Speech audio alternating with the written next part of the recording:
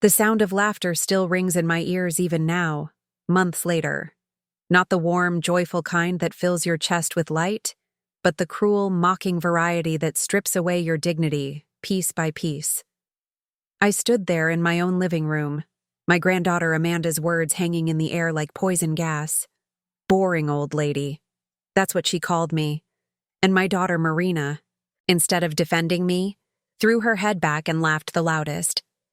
Sometimes, late at night when sleep won't come, I replay that moment in my mind like a scratched record, stuck on the same painful note. I see Amanda's face, so young and so certain in her cruelty, the way her friend's eyes lit up with schadenfreude. I see Marina's mouth open wide in laughter, her perfect white teeth that I'd paid for with orthodontist visits I could barely afford. I see my own reflection in the window behind them, a small, gray-haired woman clutching a casserole dish like a shield, invisible in her own home. But let me tell you what happened the next day. Let me tell you about the moment I clicked that remote control at Marina's birthday lunch, and every single person in that Ocean Drive restaurant fell silent as their carefully constructed lies exploded across a 10-foot screen. The look on Marina's face, the color draining from her cheeks like water from a broken glass, that was worth every sleepless night I'd spent planning. The silence that followed was absolute. You could have heard a pin drop on that expensive marble floor. I watched as Richard's face turned the color of old concrete. I watched as Amanda's boyfriend suddenly found his shoes extremely interesting. I watched as my son-in-law's business partner, who I'd later discover was involved in ways that made my blood boil, tried to become one with the designer wallpaper.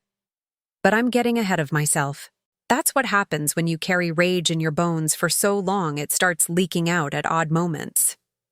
Let me start 3 months earlier, when I still believed I had a family that respected me, when I still thought that love and loyalty meant something, when I was still that boring old lady who didn't know any better. My name is Helena Rodriguez, and I'm 72 years old. I live in Miami, in a modest house in Little Havana that my late husband Carlos and I bought 40 years ago. The walls hold more memories than I can count.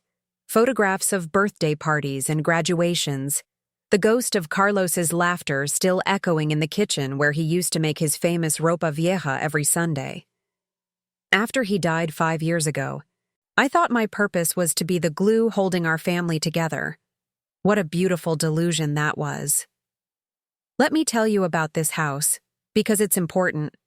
It's a small 2-bedroom concrete block, home painted a cheerful yellow, with a red tile roof and a mango tree in the backyard that's older than Marina. Carlos and I saved for 3 years to make the down payment. We were so young then, barely 30, full of dreams about the life we'd build. The house cost $32,000 in 1985, which seemed like all the money in the world. Carlos spent every weekend for months fixing it up. He replaced the plumbing himself, watching YouTube videos before YouTube existed, learning from library books and his cousin Paco, who was a contractor. He retiled the bathroom in blue and white, creating a mosaic pattern that looked like ocean waves. He built shelves in every room, custom fitted to our belongings. He planted that mango tree the day we found out Marina was coming, his hands gentle as he patted soil around the sapling's roots. "This tree," he told me, his English still heavily accented even after 10 years in Miami, "this tree will give fruit for our daughter and our daughter's children, and their children too. We plant roots, mi amor. Deep roots that nothing can tear up." I'm sitting in the kitchen now as I tell you this story, at the same Formica table where we ate breakfast every morning for 40 years. The pattern is faded, the edges chipped, but I can't bring myself to replace it. Carlos's coffee mug, the one that says "World's Best Mechanic," still sits in the cabinet. I can't use it. I can't throw it away. It just exists, like his memory, occupying space in my daily life. This is the house where Marina took her first steps, where we celebrated her quinceañera with 75 guests crammed into the living room and spilling into the yard. This is where Carlos taught her to ride a bike in the driveway, running alongside her with his hand on the seat until she was ready to go on her own. This is where we hosted Christmas Eve for 30 years. The house fragrant with roast pork and yuca con mojo, Carlos's domino table set up in the garage, his friends' laughter and trash talk echoing into the warm Miami nights. After Carlos died, the house felt different. Bigger somehow. All that space mocking my solitude. I would wake up in the middle of the night and forget, just for a moment, that he was gone. I'd reach across the bed, my hand finding only cool sheets where his warm body should have been. The silence was the worst part. No more of his off-key singing in the shower. No more of his running commentary while watching baseball. No more of the small sounds that meant I wasn't alone. I had built my life around being useful. I babysat Amanda and her brother Lucas when Marina needed help. I lent money when the family business hit rough patches, money I sometimes needed for my own bills, but I never said so. I kept my opinions gentle and my demands non-existent. I was the convenient grandmother, always available, never questioning, perpetually grateful just to be included. Looking back now, I can see how I'd made myself smaller and smaller over the years, trying to take up less space, to be less trouble, to deserve the scraps of attention my family threw my way. When did that start? Was it after Carlos died? When I was so desperate not to be alone that I'd accept any crumbs of connection? Or was it earlier, some pattern I'd learned from my own mother, who'd made an art form of self-sacrifice? My mother, Abuela Rosa, had raised 6 children in Cuba before the revolution, then raised them again in America after we fled. She never complained, never asked for anything, worked herself to the bone in factories and as a cleaning lady so we could have opportunities she'd never dreamed of. She died at 68, worn out and used up, and at her funeral, people kept saying what a saint she was. What a good woman. So giving, so selfless. Even then, at 25, I remember thinking, but what did she want? What did she dream about when she was young? Who was she before she became just mama to everyone? Now I know, she was tired. So very tired. The first crack appeared on a Tuesday morning in June. I was doing Marina's laundry, because of course I was, when a receipt fell out of her jacket pocket. Maria, an upscale seafood restaurant in Manhattan. The date stamp showed 3 weeks ago. The total was $873 for 2 people. I stood there in Marina's laundry room, because yes, I was doing laundry at her house, not my own, holding that thin slip of thermal paper. The numbers seemed to swim before my eyes. $873 for 1 meal, for 2 people. My hands started to shake. Not from anger yet, but from the cognitive dissonance of trying to reconcile what I knew with what I was seeing. I traced my finger down the itemized list. 2 appetizers, 2 entrees, a bottle of wine. Chateau Margaux, 2010, $350 just for the wine. Dessert, coffee, a tip that was more than my weekly grocery budget. My daughter had told me she was in Miami that entire month, too busy with work to visit. Yet here was proof she'd been in New York, spending the kind of money that made my monthly Social Security check look like pocket change. The receipt showed a bottle of wine that cost more than my electric bill. I sat down on Marina's expensive leather ottoman, still holding the receipt. The laundry room smelled like lavender fabric softener and something else, some designer detergent that cost $12 a bottle. Everything in Marina's house was like this, carefully curated, expensive, designed to impress. The laundry room alone was bigger than my kitchen, with custom cabinets and a sink made of some kind of stone I couldn't identify. I thought about my own washing machine, a 20-year-old model that clanked and whined but still got the job done. I thought about how I'd been hand-washing my delicates in the sink to save wear and tear on the machine because I couldn't afford to replace it. I thought about the time last year when my water heater broke and I'd mentioned it to Marina in passing, hoping maybe she could lend me the money to fix it. She'd made sympathetic noises and then never brought it up again. I'd ended up taking cold showers for 3 weeks until my Social Security check came in. But she could spend $800 on a single dinner. I held that slip of paper in my hands, and something cold slithered down my spine. It wasn't just about the lie. It was the casualness of it, the assumption that I was too old and too trusting to notice or care. The assumption that I didn't matter enough to warrant the truth. I looked around Marina's laundry room, at the neat rows of designer clothes I was washing, at the expensive handbags on the shelf that each cost more than my monthly expenses. When had my daughter become this person? When had she become someone who lied so easily to her own mother?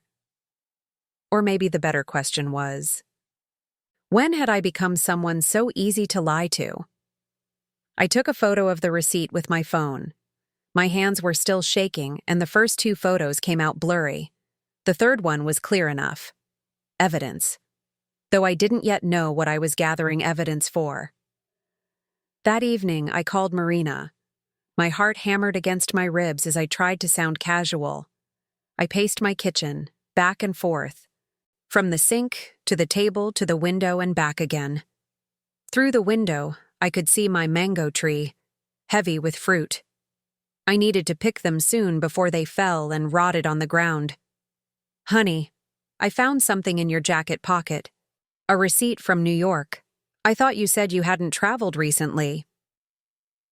The pause on the other end lasted just a fraction too long. I could hear background noise, the clink of glasses, the murmur of conversation. She was at a restaurant. Again. Then Marina laughed, that dismissive little sound that made me feel 6 inches tall. Mom, that must be ancient. You know how receipts get stuck in pockets. I haven't been to New York in over a year. Your memory is playing tricks on you again. Your memory is playing tricks on you again. As if I was some confused old woman who couldn't tell June from last Christmas. I looked at the receipt again, at the clear date printed in black ink. 3 weeks ago. Not a year ago. The numbers hadn't faded. The paper wasn't yellowed or worn. This was a recent receipt, and we both knew it. But Marina, the date. Mom, please, I'm in a meeting. We'll talk later, okay? And maybe it's time to think about those memory supplements Dr. Reyes mentioned. Love you. She hung up before I could respond. I stood there in my kitchen, the phone still pressed to my ear, listening to dead air. The refrigerator hummed. The clock on the wall ticked. Outside, a car drove by, its radio thumping bass that rattled my windows. That's when I knew something was very wrong. Not because of the lie itself, but because of how easily she'd turned it around on me, made me doubt what my own eyes had seen. She'd done it so smoothly, so automatically, like it was a practiced skill, like she'd done it before and knew exactly how to manipulate my insecurities. Memory supplements. Dr. Reyes had mentioned them once, almost a year ago, in the casual way doctors do when they're covering all their bases. As we age, some people find supplements helpful for cognitive function, he'd said. Not, you need these, or I'm concerned about your memory. Just a general statement about aging and options. But Marina had latched onto it, brought it up 3 times since then, always in contexts where I questioned something or disagreed with her. I know you're thinking I should have pushed harder right then, but you have to understand something about being 72 and widowed in a culture that worships youth. Every time you question something, every time you stand up for yourself, you risk being labeled difficult, senile, burdensome. I'd spent 5 years since Carlos died trying to prove I was still valuable, still worth keeping around. The fear of being cast aside, of spending my final years alone. That fear has teeth, and Marina knew it. Whether consciously or not, she knew how to weaponize my fear. So I said nothing. I folded that receipt and put it in my jewelry box, next to the pearl earrings Carlos gave me on our 25th anniversary. I told myself I was overreacting, that there must be a reasonable explanation. But I couldn't stop thinking about it. That night, I lay awake watching the ceiling fan turn lazy circles, the blades casting moving shadows on the walls.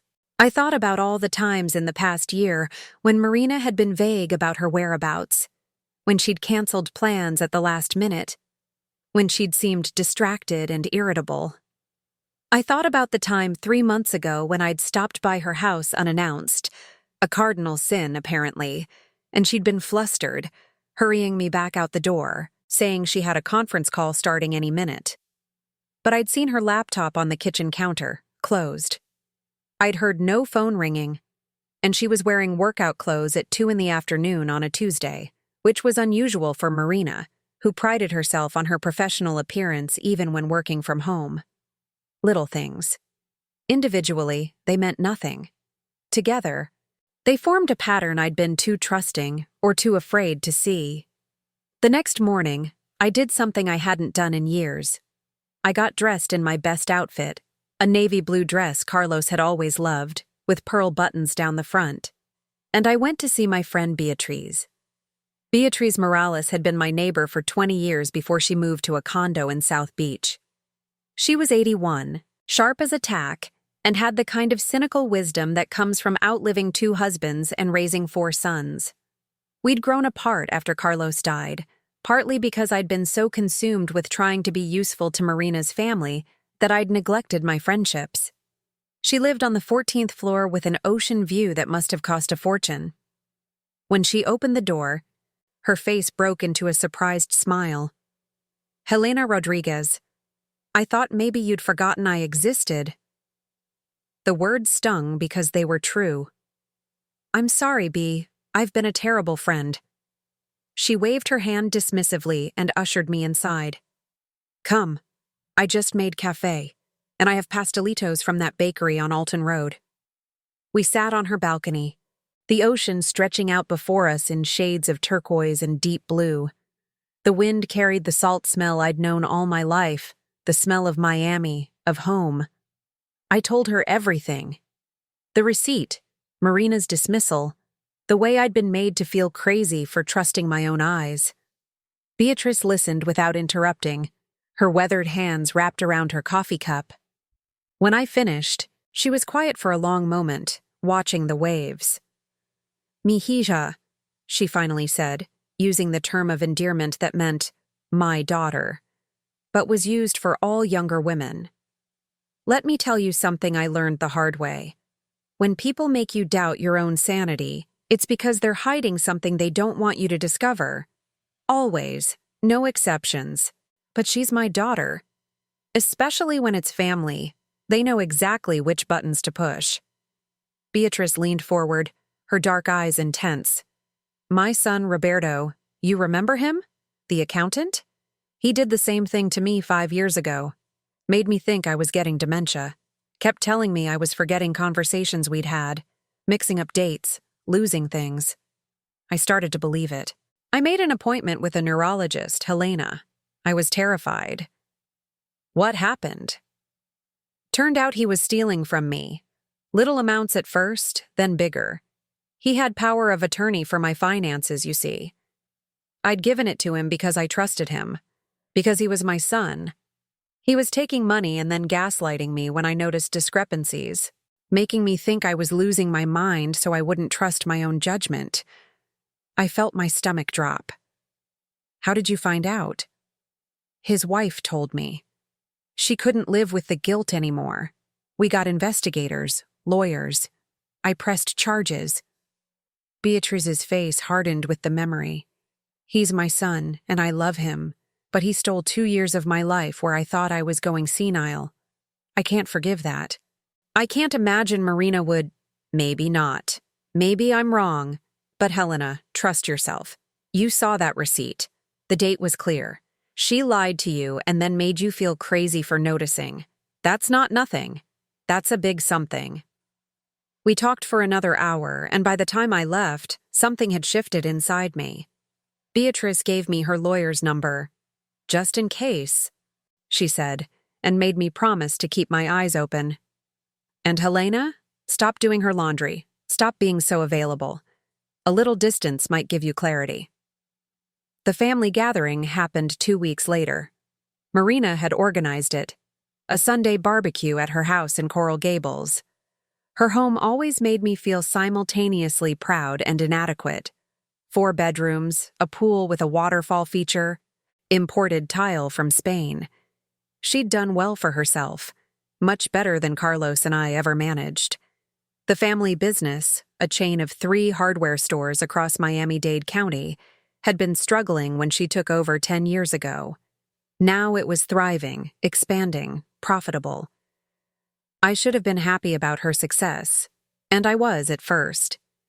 But lately I'd started to wonder about the details. The business had turned around so dramatically, so quickly. Marina attributed it to better management, strategic marketing, modernization. But hardware stores aren't exactly high-margin businesses. How had she gone from struggling to afford private school tuition for Amanda to buying a 4-bedroom house in Coral Gables and eating at restaurants where the wine cost more than my monthly income? I arrived early, as always, with my famous flan and arroz con pollo. The flan had been Carlos's favorite dessert, and I'd perfected the recipe over 40 years of marriage. The arroz con pollo was a family recipe passed down from my grandmother, with saffron and beer and a secret ingredient I'd never written down: a splash of sour orange juice at the very end. These dishes represented hours of work. The chicken had to be marinated overnight. The flan required patience and precision, the caramel timing just right so it didn't burn. I'd gotten up at 5 in the morning to start cooking, wanting everything to be perfect. Amanda was in the living room with her boyfriend, some boy with a man bun and a vaping device he kept fiddling with. His name was Tyler or Trevor or something equally generic. He'd been dating Amanda for 4 months and had never once asked me a question about myself, never shown the slightest interest in anything beyond his phone screen. Lucas was on his phone too, barely acknowledging my existence. My grandson was 23, working remotely for some tech startup, and had developed the millennial habit of being physically present but mentally elsewhere. He looked up when I came in, gave me a distracted, "Hey, abuela," and returned to his screen. Marina's husband Richard gave me a distracted hug before disappearing to check on the grill. Richard was fine, I suppose. Bland. In 15 years of marriage to my daughter, he'd remained a cipher to me. He worked in commercial real estate, made decent money, played golf on Saturdays. He treated Marina well enough, I suppose, though there was a certain distance between them, a formality that had always struck me as odd. I felt invisible, like a piece of furniture everyone had grown so accustomed to they no longer really saw it. But I smiled and set up my dishes in the kitchen, listening to fragments of conversations that didn't include me. Marina's kitchen was a monument to wealth and taste. Marble countertops, high-end appliances, a wine fridge that cost more than my first car. Everything was pristine, magazine perfect. There were no magnets on the refrigerator, no children's artwork, no evidence of real life being lived. It looked like a showroom. I thought about my own kitchen, with its worn linoleum and the chip in the counter from when Marina had dropped a can of tomatoes when she was 12. Every imperfection in my house told a story. This house had no stories, only expensive things. Marina breezed in, kissing my cheek without making eye contact. "Thanks for bringing food, Mom. You can put it on the counter with the other stuff." The other stuff. The pre-made deli trays and store-bought appetizers that looked expensive but had no soul. My dishes, made with love and hours of labor, were other stuff. Then Amanda said it. I was bringing out the flan when I heard her voice, loud and performative, clearly meant for everyone to hear. I mean, abuela is sweet and everything, but God, she's such a boring old lady. All she does is cook and watch her telenovelas. She doesn't even know how to use Instagram. The room erupted in laughter. Not uncomfortable titters, but genuine amusement. And Marina, my own daughter, the child I'd rocked through countless fevers and nightmares, she laughed the hardest. The sound hit me like a physical blow. I stood there, frozen, the flan trembling in my hands. I could see my reflection in the glass door of the wine cabinet, a small, gray-haired woman in a dress from Macy's clearance rack, holding a homemade dessert like it was a shield. "Amanda, be nice," Marina said, but she was still giggling. "Your grandmother is from a different generation. They just don't understand modern life." They? As if I was a different species. As if 72 years of living, of surviving, of building a life in a country that wasn't the one I was born in, counted for nothing because I didn't know how to use Instagram. Lucas smirked at his phone, probably posting about this very moment to some social media platform I didn't understand. Richard just shrugged, flipping burgers with studied indifference. The boyfriend, Tyler or Trevor, looked up long enough to smirk before returning to his vaping, and Amanda looked so pleased with herself, so confident in her casual cruelty. 22 years old, and already she'd learned that mocking the elderly was an acceptable form of entertainment. I wondered where she'd learned that. Then I looked at Marina, still laughing, and I knew. I stood there in the doorway, flan in my shaking hands, feeling my face burn with humiliation. Nobody noticed me. Nobody jumped to my defense. I was the punchline of a joke, and the entire family was in on it. That's when something shifted inside me. The fear of being alone, of being cast aside, it didn't disappear. But it was joined by something stronger. Anger. Pure, crystalline rage that cut through the fog of my people-pleasing instincts like a blade. I thought about Carlos, about what he would say if he'd witnessed this scene. He would have been furious. He would have stood up, his voice booming in that way that made everyone pay attention, and he would have said, "That's my wife you're disrespecting. That woman worked 2 jobs so your mother could have a good education. That woman helped start the business you're all benefiting from now. You apologize right now, or you leave my house." But this wasn't Carlos's house. It was Marina's house, and Carlos was gone, and nobody was going to defend me, except me. I set the flan on the table with hands that no longer shook. The fear had crystallized into something harder, something that felt almost like clarity. "I'm not feeling well," I said quietly. "I think I'll head home." Marina barely looked up from her phone. "Okay, Mom. Feel better. Thanks for the food." Thanks for the food. As if I was the caterer, not family. As if my presence or absence made no difference at all. I walked out of that house with my head high, leaving behind my casserole dishes, my carefully prepared food, my pride in being the family matriarch who held everyone together. I left behind the version of myself who believed that love and sacrifice would be reciprocated, that family meant loyalty. I drove home with my hands gripping the wheel so tight my knuckles went white. In my rearview mirror, Miami blurred into streaks of color, the palm trees and Art Deco buildings blending together like a watercolor painting left in the rain. I thought about Carlos, about what he would say if he'd witnessed that scene. He would have been furious. He would have defended me. But Carlos was gone, and I was alone, and nobody was coming to save me. So I would have to save myself. That night, I couldn't sleep. I lay in bed staring at the ceiling fan, watching shadows chase each other in circles. The house was too quiet. It was always too quiet now. But tonight the silence felt accusatory, like it was judging me for my weakness, for my years of accepting disrespect disguised as family obligation. At 2 a.m, I got up and made myself a cup of chamomile tea. The kitchen felt different in the darkness, less like home and more like a stage where I'd been performing for an audience that no longer cared about the show. I sat at the table, my hands wrapped around the warm mug, and let myself feel it. All of it. The humiliation, the anger, the grief for the family I thought I had but clearly didn't, the loss of the illusion that I mattered to them beyond my utility. I thought about that receipt again, about Marina's too quick dismissal, about the way she'd made me doubt my own perception of reality. There's a word for that, isn't there? I'd heard it on one of my telenovelas, the ones Amanda mocked me for watching. Gaslighting, making someone question their sanity by denying obvious truths. My telenovelas. Amanda had laughed about them, but those shows had taught me more about human psychology than she knew. They were full of scheming, manipulation, family betrayal. I'd always thought they were exaggerated, melodramatic. Now I wondered if they were actually quite accurate. The next morning, I called Marina again. This time I was prepared. I'd written down what I wanted to say, so I wouldn't let her derail me. Honey, about that receipt. I'm looking at it right now, and the date is very clear. June 15th, 3 weeks ago.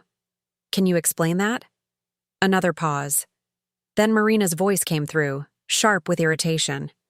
Mom, I don't know what to tell you. Maybe someone borrowed my jacket. Maybe it's a mistake on the restaurant's end. Why are you obsessing over this? It's weird. It's concerning. You're acting paranoid. Paranoid. Obsessive. Weird. Concerning. She was doing it again, taking my legitimate question and twisting it into evidence of my deteriorating mental state. But this time, I'd been expecting it. I just want to understand. There's nothing to understand except that you need to stop going through my things. It's invasive, Mom. I'm a grown woman. I don't need my mother policing my receipts like I'm some teenager. My face burned with shame, even though I was alone in my kitchen. She'd turned it around so neatly. Suddenly, I was the villain, the overbearing mother violating her daughter's privacy.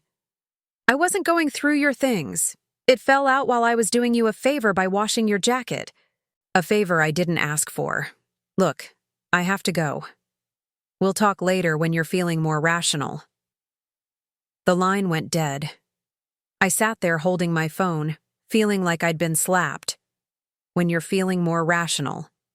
As if I was being hysterical, emotional, irrational. All the words men have used for centuries to dismiss women's legitimate concerns. But here's the thing. This time, I didn't believe her. This time, her manipulation tactics bounced off me like rain off a tin roof.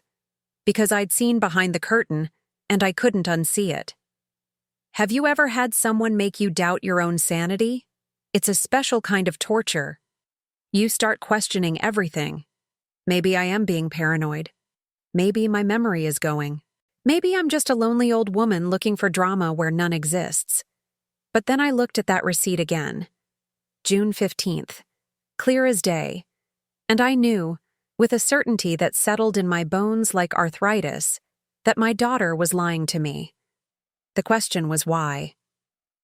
I spent the next few days in a fog, going through the motions of my life while my mind churned with possibilities. None of them were good. The best-case scenario was that Marina was having an affair and didn't want me to know. The worst-case scenarios got darker from there. Was she in financial trouble? Was she involved in something illegal? Was she planning to put me in a nursing home and wanted to establish a pattern of me being mentally unstable? That last thought made my blood run cold. I'd seen it happen to other elderly people in the community. Family members start talking about memory problems, confusion, inability to manage finances. Then suddenly the elderly person is deemed incompetent, and their assets are under someone else's control. I thought about my house, the one Carlos and I had worked so hard to buy. It was paid off, worth maybe $400,000 in today's market. Not a fortune by Miami standards, but enough to be worth scheming for. I made myself stop. I was spiraling, letting fear drive my thoughts into dark corners. I needed facts, not speculation. On Thursday, I went to see Dr. Reyes for my regular checkup. At the end of the appointment, as casually as I could manage, I asked him about my cognitive function. He looked surprised. Helena, is something concerning you? My daughter mentioned that you suggested memory supplements. I wanted to understand why. Dr. Reyes frowned, pulling up his notes on the computer. I don't see any notes about that. When did I suggest supplements? Marina said you mentioned them last year. He scrolled through his records. Ah, I see. You asked about supplements generally, and I mentioned that some people find them helpful, but I didn't recommend them for you specifically. Your cognitive function is excellent for your age. Actually, he looked at me over his glasses. It's excellent for any age. You scored in the 95th percentile on the memory assessment we did at your last annual physical. Something loosened in my chest. So there's nothing wrong with my memory. Nothing at all. Why? Has someone been suggesting otherwise? I hesitated, then decided honesty was the best policy. My daughter has been implying that I'm getting forgetful, but I don't feel forgetful. I feel gaslit. Dr. Reyes leaned back in his chair, his expression serious. Helena, as your doctor, I need to tell you something. Elder abuse takes many forms. Financial exploitation often starts with the abuser trying to make the victim seem incompetent.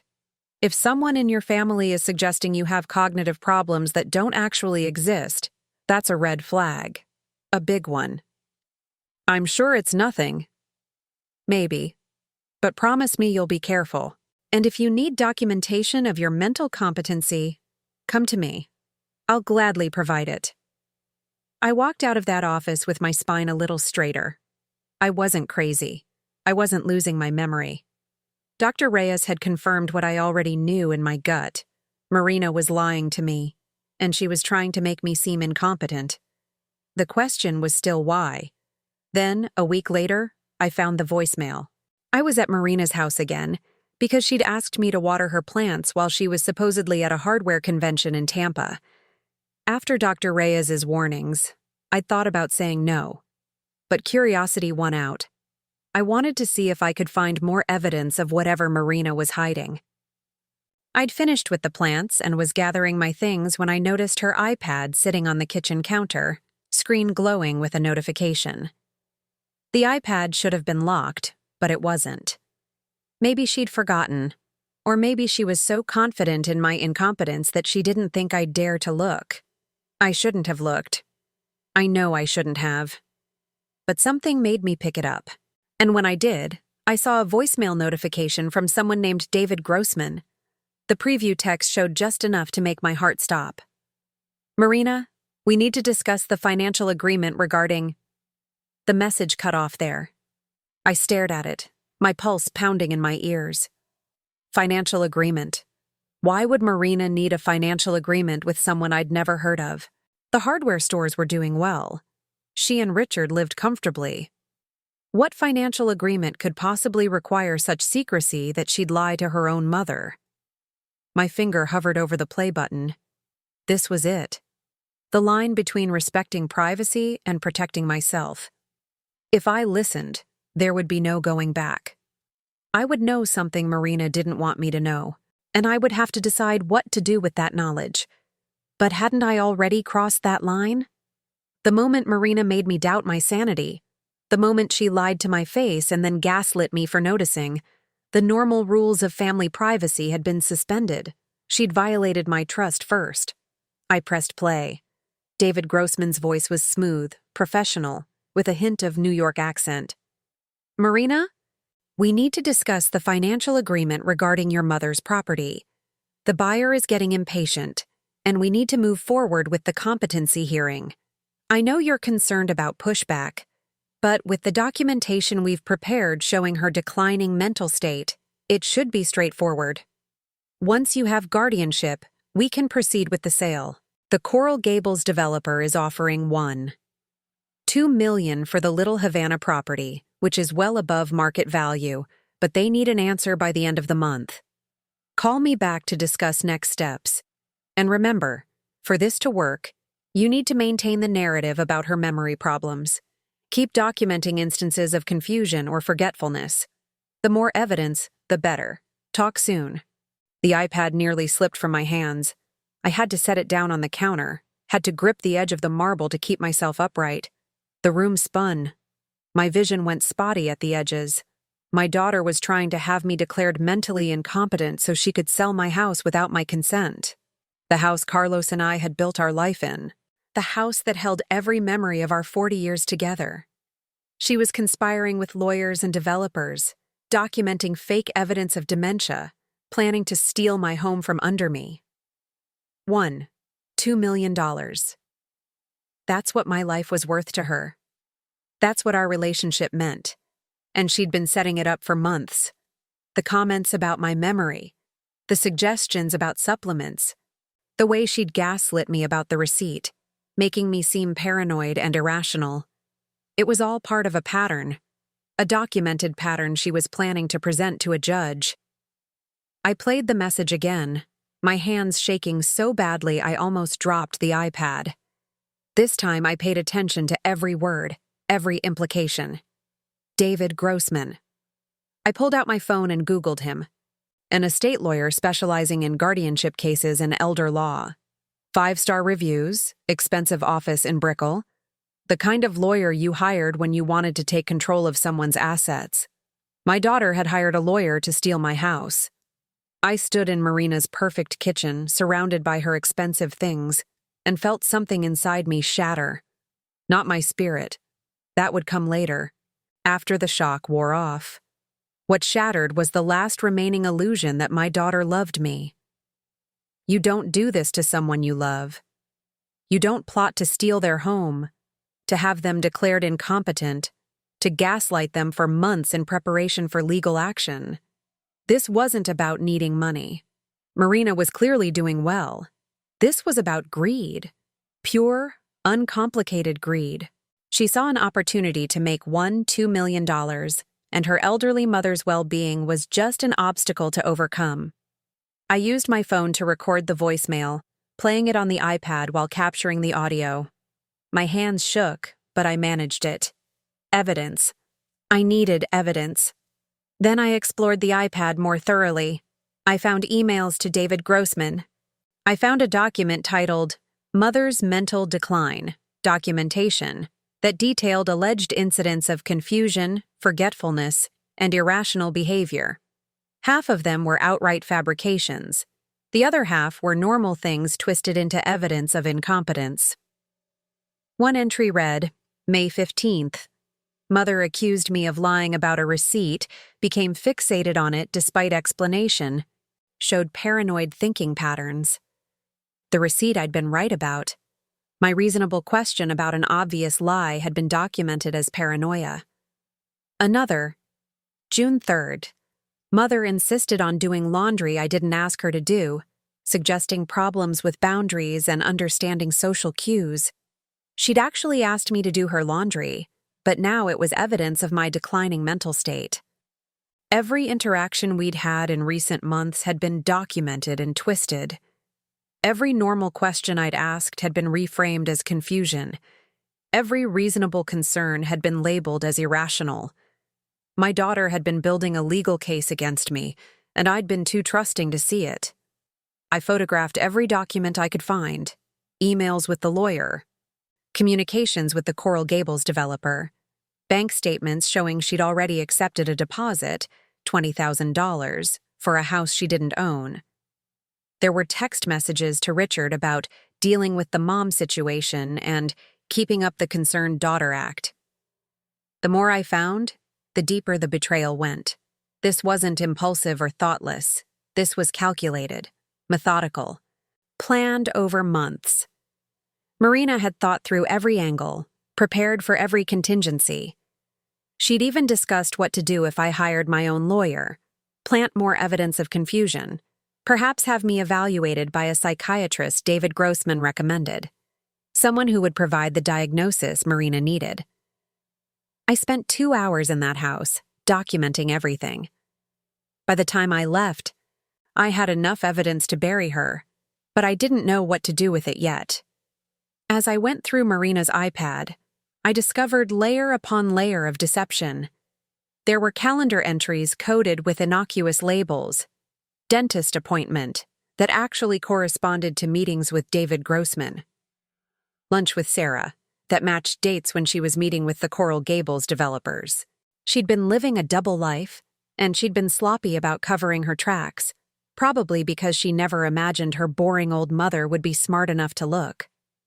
I found a folder labeled Family Photos that contained no photos at all. Instead, it was filled with PDF files, property assessments for my house, market analyses showing how Little Havana was being targeted for gentrification, communications with a real estate consultant about displacing current resident with minimal legal complications. That's what I was to them, current resident, an obstacle, a problem to be solved. There was an email chain that made my blood turn to ice. Marina had been coordinating with someone named Patricia Reeves, apparently a social worker. They were discussing which nursing home would be most suitable for me once the guardianship went through. Not if. Once. They'd already picked out where they'd dump me. Shady Grove has reasonable rates and doesn't ask too many questions, Patricia had written. They're used to dealing with reluctant placements. Your mother will adjust eventually. They all do. They all do. As if I was cattle being herded into a pen. As if my entire life, my autonomy, my home, my memories of Carlos, all of it could just be swept aside for Marina's profit margin. I found text messages between Marina and Amanda that turned my stomach. "Mom, when is this going to be over?" Amanda had written. "Grandma's being so weird lately, asking questions about stuff." "Almost done, baby," Marina had replied. "Just a few more weeks. David says we have enough documentation now, and when it's all settled, I promise, we'll take that trip to Europe you wanted, first class all the way." My granddaughter knew. She'd known what her mother was planning, and she'd been bought off with the promise of a European vacation. That's what my relationship with her was worth. A plane ticket. Another text exchange, this one more recent. "Does Abuela suspect anything?" Amanda had asked. "No," Marina had written back. "You know how she is. Too trusting, too old-fashioned. She still thinks family means something. By the time she figures out what's happening, it'll be too late. The hearing is scheduled for next month." Next month. I looked at the calendar on my phone. That was 3 weeks away. 3 weeks before Marina would have stood in front of a judge, presented her fabricated evidence, and had me declared incompetent. 3 weeks before, I would have lost everything. I took pictures of everything. My hands were steadier now, the initial shock giving way to cold fury. Each photograph was a nail in Marina's coffin. Each screenshot was ammunition. I was building an arsenal. There was a voice memo on the iPad that I almost missed. It was labeled, "Notes for David," and dated 2 weeks ago. I played it, and Marina's voice filled the kitchen, casual and businesslike. "David, some things for our next meeting. Mom's been asking fewer questions lately, which is good. I think the constant gaslighting is working. She second-guesses herself more now. Perfect. Also, Richard is starting to ask questions about the finances. He doesn't know about the developer deposit yet. I've been telling him it's money from the stores, but he's starting to do math. Might need to loop him in soon, or figure out a way to keep him distracted. Let me know what you think. Oh, and the competency evaluation. I was thinking maybe we schedule it for a Monday. Mom's always more tired on Mondays. Might work in our favor." She'd thought of everything, even down to scheduling the evaluation on a day when I'd be tired, to make me seem more confused. The level of calculation was breathtaking. This wasn't an impulsive scheme hatched in a moment of financial desperation. This was a long-term plan, executed with precision and absolutely no remorse. I found financial records that showed exactly where this was coming from.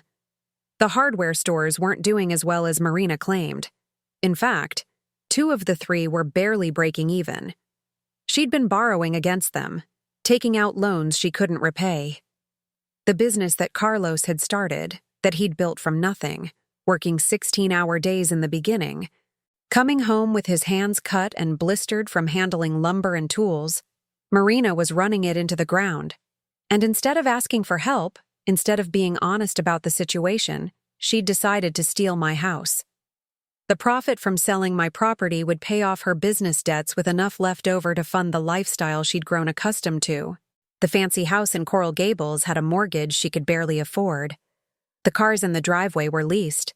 The designer clothes I'd been washing were bought on credit cards that were nearly maxed out.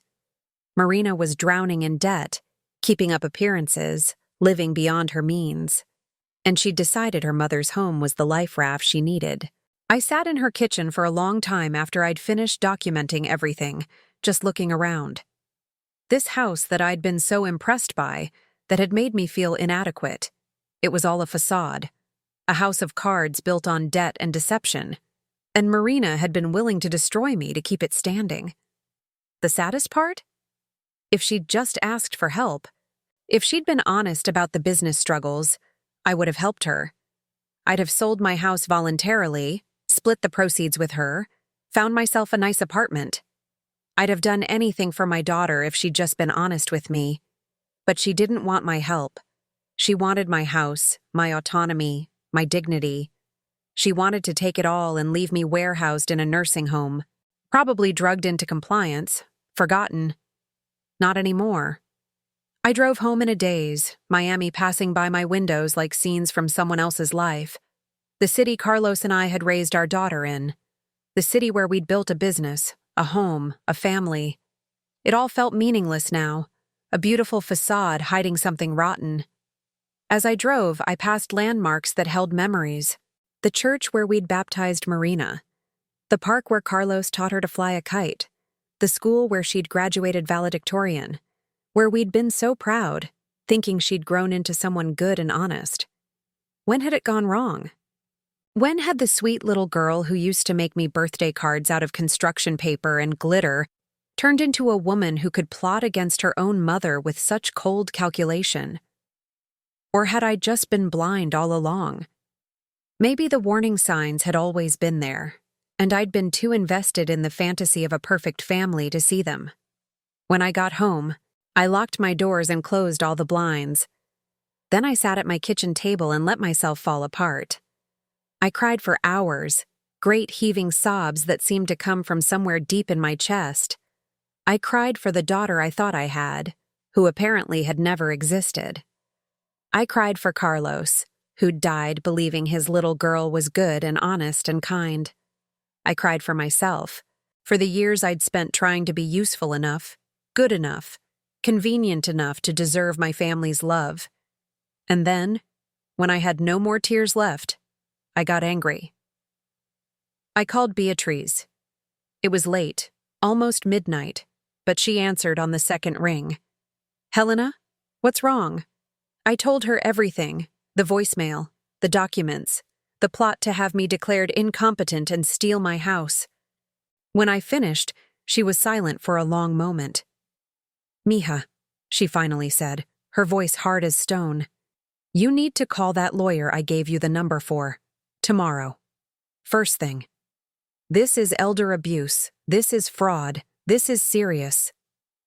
She's my daughter, B. She stopped being your daughter when she decided to steal your home and destroy your reputation to do it. She's a criminal now. And you need to protect yourself. I called the lawyer, Robert Chen, the next morning. His office was in downtown Miami, a sleek high-rise with views of Biscayne Bay. He was in his 50s, with kind eyes and a firm handshake. I showed him everything I'd found. He listened to the voicemail 3 times, his expression growing darker with each replay. Mrs. Rodriguez, this is one of the most clear-cut cases of attempted elder financial abuse I've seen. Your daughter is conspiring to commit fraud, and she's created documentary evidence of the conspiracy. Which was very stupid of her, but good for us. What do I do? First, we document everything. We get Dr. Reyes to provide a formal cognitive assessment, proving you're mentally competent. Then we go on the offensive. We file for a restraining order based on financial abuse. We report David Grossman to the Bar Association for his participation in this scheme. And we make sure the developer knows they've been party to an attempted fraud. Will Marina go to jail? Robert Chen looked at me steadily. Probably not. These cases rarely result in criminal charges unless there's actual money transferred. But she'll lose her business licenses. She'll face bar complaints that could affect any professional certifications. She'll be publicly exposed, and you'll be protected. I want more than protection, I heard myself say. I want everyone to know what she tried to do. Robert Chen smiled, and it wasn't a particularly nice smile. Then let me tell you about a legal concept called proportional response. If someone tries to take everything from you, you're entitled to defend yourself with equal force. We can be very public about this. Very public. Over the next 3 weeks, we built an airtight case. Dr. Reyes conducted a comprehensive cognitive evaluation. I scored in the 98th percentile. He wrote a detailed letter explaining that my mental function was excellent and that any claims to the contrary were unfounded. The evaluation took 3 hours. Dr. Reyes put me through every test imaginable: memory recall, both short-term and long-term, problem-solving exercises, pattern recognition, reading comprehension, mathematical reasoning. He even had me draw a clock from memory and describe how to make my arroz con pollo recipe step by step, which he said was a test of sequential thinking and executive function. "Helena," he said when we finished, looking at my results with something like amazement, "you're sharper than most 40-year-olds I see. Your memory is exceptional. Your reasoning skills are excellent. There is absolutely no evidence of cognitive decline. None. And I'm going to make sure that's documented in the strongest possible terms." His letter was 5 pages long, filled with medical terminology and test results, but the conclusion was clear. Any claim that I was mentally incompetent was not just wrong, it was absurdly wrong. I was functioning at a level well above average for any age group. "If your daughter tries to present this guardianship petition in court," Dr. Reyes told me, handing me the sealed envelope with his assessment, "this will stop it dead in its tracks. But Helena, I need to ask, are you sure you want to go through with this?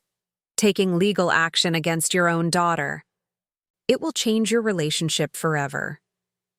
"She changed it already," I said quietly. "She changed it when she decided I was disposable." We hired a private investigator who documented that Marina had never been to any hardware convention in Tampa. Instead, she'd been meeting with David Grossman and the developers, planning the details of their scheme. The investigator, a woman named Jessica Martinez, was in her 30s and reminded me a little of what Marina could have been: sharp, professional, but with a core of decency that my daughter seemed to lack. Jessica had specialized in elder abuse cases after her own grandmother had been victimized by a caretaker.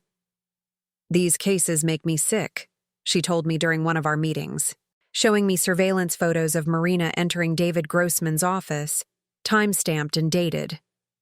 "The betrayal is always worst when it's family. I'm going to find everything, Mrs. Rodriguez. Every lie, every meeting, every dollar. Your daughter won't be able to claim ignorance when I'm done." And she didn't disappoint.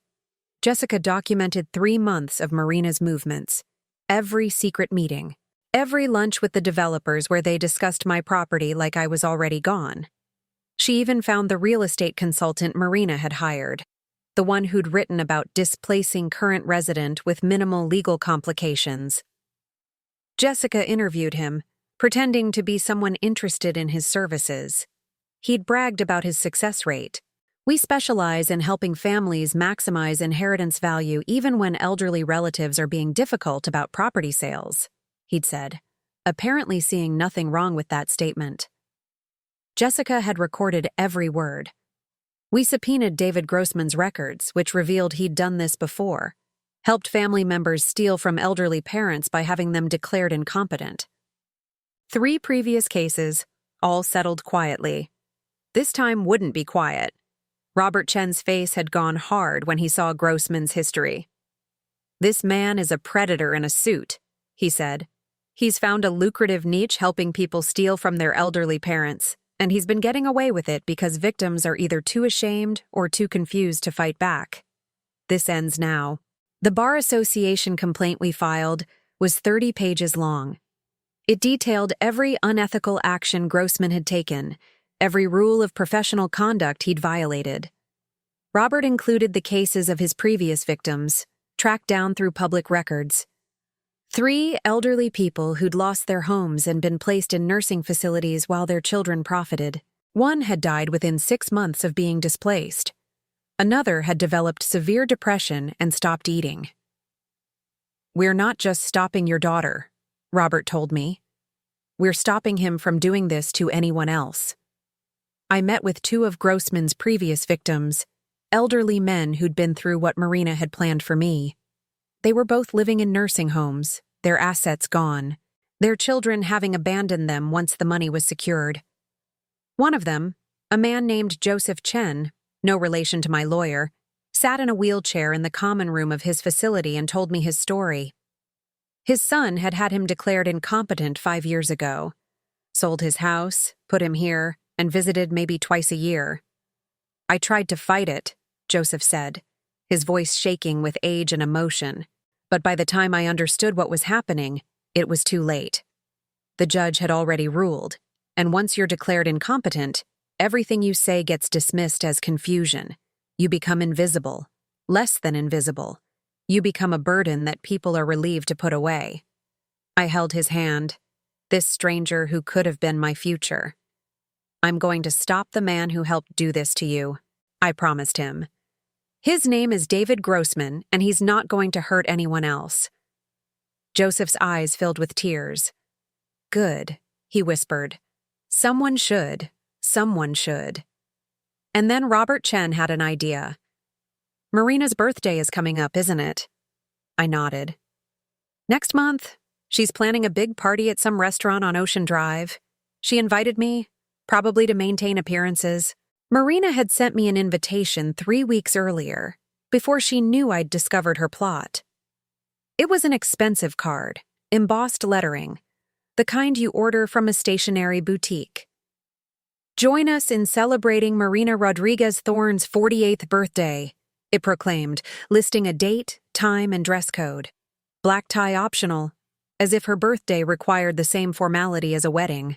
I'd been planning to decline before I knew what I knew. Now it represented something else entirely. An opportunity.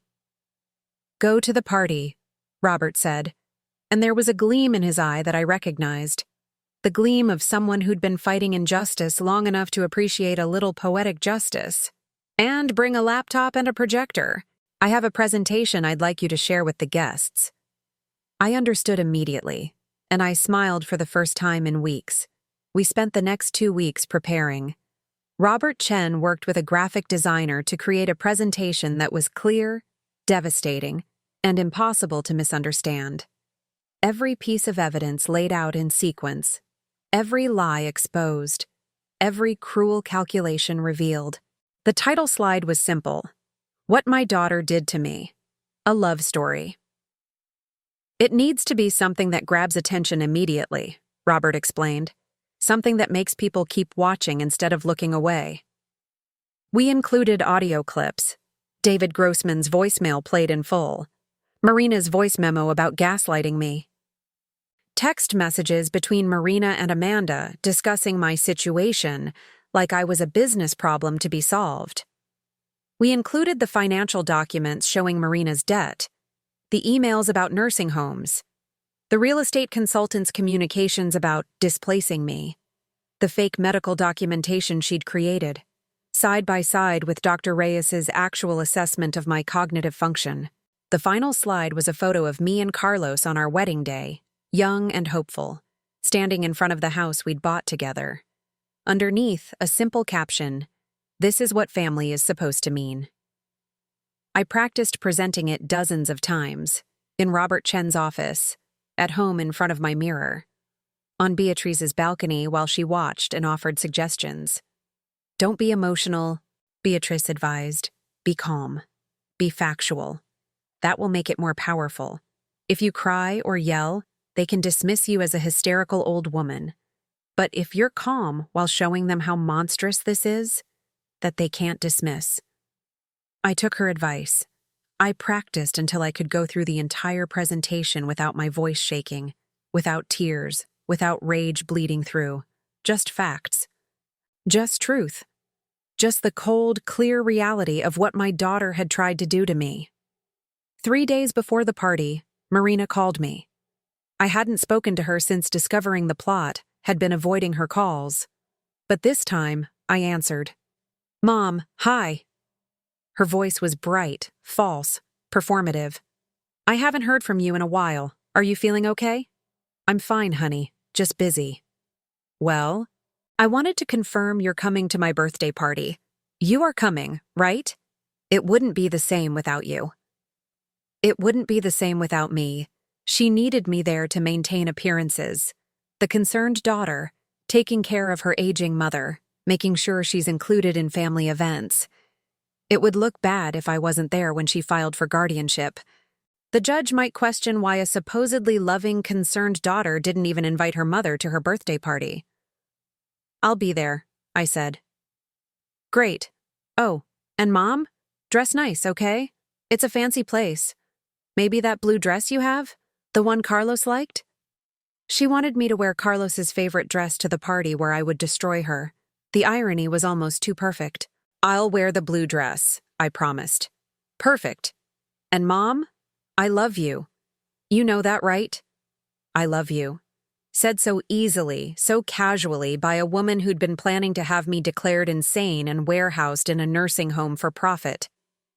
"I know," I said, and hung up before she could hear the ice in my voice. The night before the party, I couldn't sleep. I lay in bed thinking about what I was about to do. There would be no going back from this. Once I clicked that remote and started the presentation, my relationship with Marina would be over. Permanently. Irreversibly. Part of me, a small part, wondered if I should take the quiet route. Let Robert Chen handle it through the courts, get the restraining order, protect my house, but avoid the public humiliation. Marina would still face consequences, but they'd be private, contained. But then I thought about Joseph Chen in his wheelchair, about the other victims who'd been too ashamed or too confused to fight back, about all the elderly people out there whose families were probably plotting similar schemes right now, emboldened by lawyers like David Grossman, who'd made an industry out of elder abuse. Someone needed to make noise. Someone needed to show that boring old ladies aren't as easy to victimize as people think. Someone needed to send a message that there are consequences for treating elderly family members as inconvenient obstacles to be disposed of. That someone was going to be me. I got up at dawn the morning of the party. I made myself Cuban coffee, strong and sweet, and sat in my kitchen watching the sun rise over Little Havana. My house, my home, Carlos's and mine, still mine, safe. I thought about Carlos, about what he would say about what I was planning to do.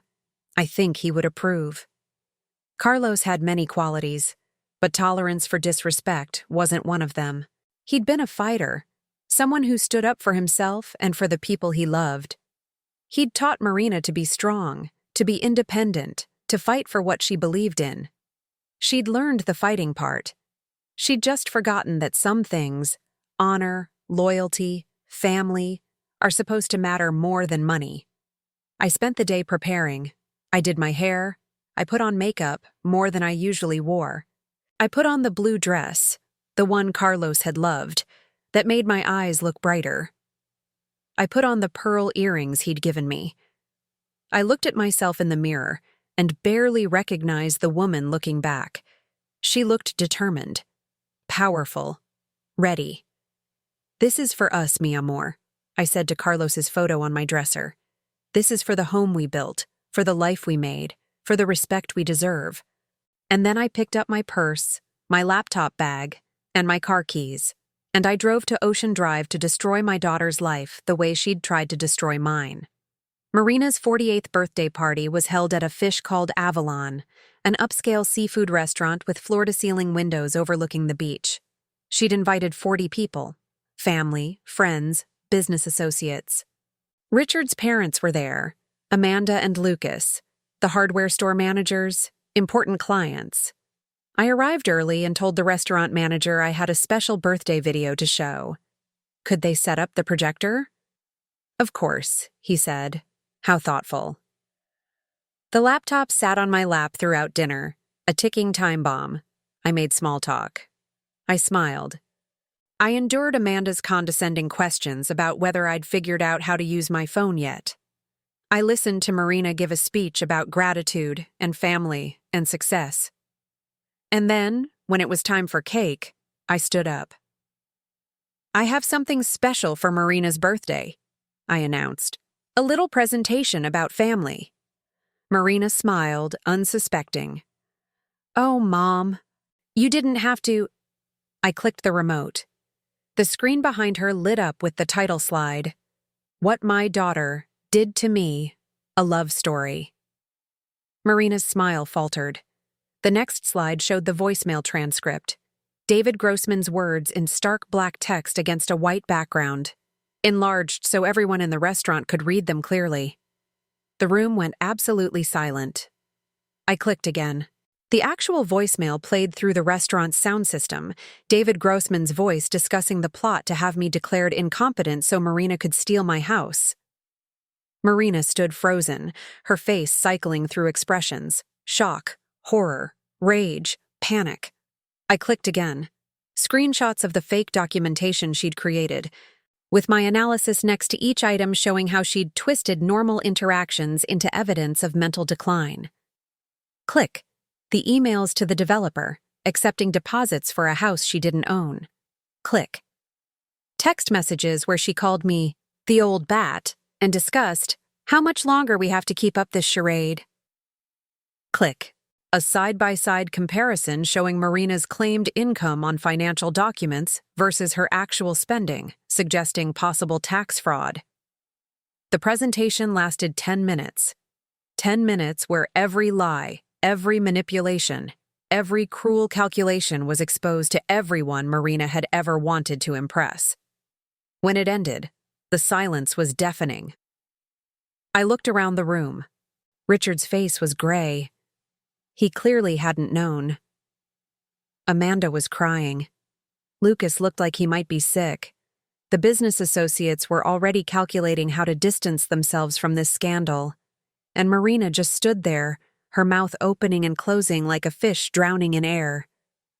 "Happy birthday, darling," I said quietly. "Consider this your intervention. See, boring old ladies who watch telenovelas, we learn a lot about revenge." I picked up my purse and walked out of that restaurant with my head high.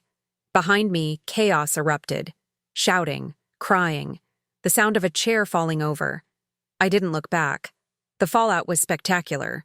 David Grossman was disbarred. The developer demanded their deposit back and threatened to sue Marina for fraud. Richard filed for divorce, claiming he'd had no knowledge of the scheme, which I actually believe was true. Several hardware store employees quit, not wanting to be associated with the scandal. Marina tried to apologize, of course. Dozens of calls and texts and emails ranging from angry justifications to tearful begging. I blocked her number, changed my locks, installed a security system. She showed up at my house 3 times. Each time I called the police. The restraining order Robert Chen had filed was very clear. No contact. The house, my house, is safe. Marina has no claim to it now, and with the restraining order in place, she can't try again. I had a new will drawn up, leaving everything to charity. Nothing for Marina. Nothing for Amanda. Lucas gets a small amount because he at least had the decency to apologize and admit he'd known something was wrong, but had been too afraid to speak up. It's been 6 months since the restaurant incident. The video went viral, of course. Someone recorded my presentation on their phone and posted it online. "Savage Grandma Destroys Daughter at Birthday Party" got 12 million views. I became a meme. There's a photo of me clicking the remote, my face calm and determined, that people use to caption, "And that's when she knew she'd messed with the wrong one." I should hate the attention, but honestly, it's deeply satisfying. Especially the messages I get from other elderly people who've been abused by their families. They tell me I gave them courage to fight back. That feels like maybe some good can come from this nightmare. Beatrice comes over every Wednesday for Dominoes and gossip. I've joined a book club at the library. I started taking salsa lessons at the community center, because Carlos always wanted me to, but I was too shy. Now I don't care about being shy. I'm done making myself smaller to make other people comfortable. Doctor, Reyes says I'm healthier than I've been in years. My blood pressure is down. I'm sleeping better. Turns out that constant stress from being gaslit and manipulated by your own family is bad for your health. Who knew? Sometimes I still think about Marina, the little girl who used to bring me dandelions from the yard, who insisted I tie her shoes in double knots because she was afraid they'd come undone. I mourn that little girl. But the woman she became? That woman made her choices, and now she's living with the consequences. Amanda has tried to reach out twice, both times through third parties. She wants to apologize, to explain that she didn't really know what was happening. But she knew enough. She knew her mother was documenting my supposed decline. She knew about the restaurant visits I wasn't told about. She knew, and she did nothing. Worse, she mocked me, called me boring, laughed when I was humiliated. That's what I can't forgive. Not the greed. That's Marina's sin. But the casual cruelty, the ease with which Amanda participated in my dehumanization. She's 22 years old enough to know better. Besides, boring old ladies who watch telenovelas don't forgive easily. We know how these stories go. The villain always gets what's coming to them. And I'm finally, after 72 years, comfortable being the hero of my own story. My house is quiet now, but it's a different kind of quiet. Not lonely.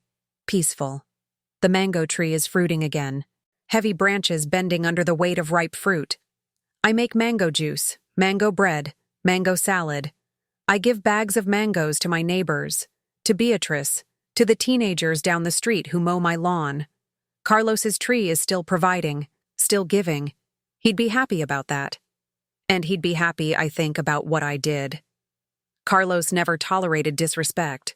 He taught Marina that family meant loyalty, protection, love. She forgot those lessons somewhere along the way, or maybe she never really learned them at all. But I learned them. I learned that loving yourself, protecting yourself, standing up for yourself, that's not selfish. It's survival. And at 72, I finally understand that I deserve to survive. Last week, I was at the grocery store when a young woman approached me. She was maybe 30, nervous, clutching her phone. "Are you Helena Rodriguez? From the video?" I braced myself. "Yes. I just wanted to say thank you. My mother-in-law was trying to do something similar to my husband's grandmother. After your video went viral, we showed it to the whole family. Everyone was so horrified by what your daughter tried to do that they shut down my mother-in-law's scheme immediately. Grandma Rose is safe now, and it's because of you." She hugged me, this stranger, right there in the produce aisle. I hugged her back, blinking away tears. Maybe this is my purpose now. Not to be the convenient grandmother, the selfless martyr, the boring old lady who knows her place. Maybe I'm supposed to be the cautionary tale, the warning, the example of what happens when you try to take advantage of someone who's spent 72 years learning how to survive. I'm Helena Rodriguez. I'm 72 years old. I live in Little Havana in a house I will die in, surrounded by memories of the man I loved and the life we built together. I watch telenovelas. I make flan. I don't use Instagram and I don't care. And I am anything but boring. The sound of laughter still rings in my ears sometimes. Amanda's voice calling me a boring old lady. Marina's laugh, loud and dismissive. But now when I hear it, I smile. Because they learned something that day in the restaurant. They learned what boring old ladies are capable of when you push them too far. They learned that kindness and patience aren't the same as weakness. They learned that the woman they dismissed as irrelevant had been watching, learning, gathering evidence, planning her response with the patience and precision that comes from 7 decades of life experience. Sometimes the boring old ladies are the most dangerous of all. We have nothing left to lose, and we've lived long enough to know exactly where to strike. That's the lesson I hope my story teaches. Don't underestimate the elderly. Don't dismiss us as confused or irrelevant. Don't mock our telenovelas or our traditional ways or our lack of Instagram fluency. Because some of us have spent our lives surviving things you can't imagine. We fled revolutions. We built lives in foreign countries. We buried our soulmates and kept going. We raised families on nothing and somehow made it work. We are not boring. We are survivors. And if you treat us like we're disposable, you might just discover how wrong you were. projected on a 10-foot screen in front of everyone you've ever tried to impress. As for Marina, I heard through mutual acquaintances that she moved to Texas. Couldn't handle the scandal, the whispers, the way people looked at her in restaurants. Good. Let her start over somewhere else. Let her live with what she did. I'm staying right here, in this house, in this city, living the life Carlos and I dreamed of, just without the family we thought we were building it for. But you know what? That's okay. I have my friends. I have my community. I have my dignity and my home and my independence. I have 12 million strangers who call me Savage Grandma and send me messages of support. And I have the satisfaction of knowing that when someone tried to destroy me, I didn't just survive. I won.